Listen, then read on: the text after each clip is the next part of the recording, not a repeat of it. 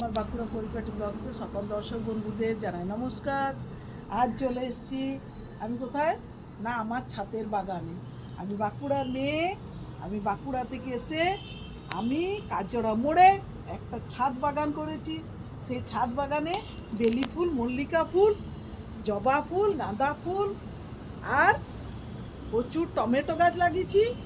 দেখুন আমার গাছগুলো দেখলে আপনাদের খুবই ভালো লাগবে।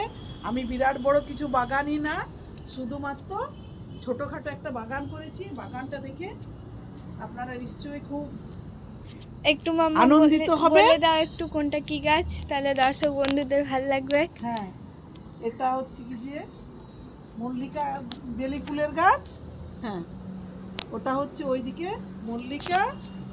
হ্যাঁ, এটা জবা গাছ, এটা ছোট গাঁদা, ওইটা হচ্ছে কি যে টগর গাছ, মানে ছোট টগরের গাছ। এটা একটু পরে ফুলগুলো ফুটবে। এখন তো এই সবে 9:30, একটু পরে 11টা 11:30 দিকে সব ফুল ফুটবে। এই ফুলটা একটা সুন্দর গন্ধ আছে। হ্যাঁ, আর সত্যি এই দারুণ দেখো গন্ধ। আমার টবের উপরে লাগানো টমেটো গাছ। টমেটোগুলো ভালো হয়েছে, কিন্তু লঙ্কা গাছগুলো ঠিক মতো ফুল দিতে পারছে না, কারণ ওদের কি হয়েছে জানি না।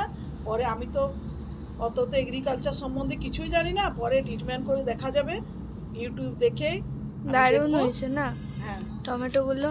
হ্যাঁ।